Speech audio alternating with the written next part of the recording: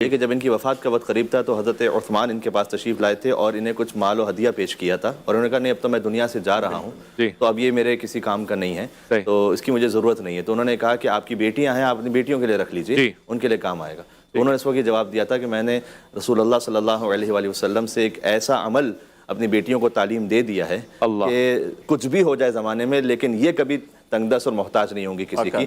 اور سورہ واقعہ کی تعلیم انہوں نے اپنی بیٹیوں کو دی تھی کہ جس میں بعض جگہوں پر آیا ہے کہ مغرب اور عشاء کی نماز کے درمیان پڑھ لیجئے، اگر نہ پڑھ سکیں تو عشاء کے بعد پڑھ لیجئے.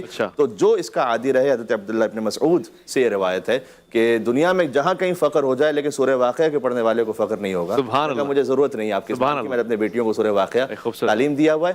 اور یہ چونکہ مفسر قرآن بھی ہیں تو حضرت ابن عباس کے ساتھ بھی بڑا ان کا ایک تعلق ہے، حضرت عبداللہ ابن مسعود ابن عباس، اور یہ معمولاً حضرت علی کرم اللہ وجہہ کے پاس آیا کرتے تھے تعلیم قرآن کے لیے. تو ایسے بھی واقعات ہیں کہ رات عشاء کے بعد مولا علی علیہ السلام نے بسم اللہ الرحمن الرحیم کی تفسیر بیان کی. اللہ اکبر. اور پوری رات گزر گئی اور فجر کا وقت ہوا تو انہوں نے کہا کہ تفسیر کب ختم ہوگی، علی یہ تفسیر کب ختم ہوگی؟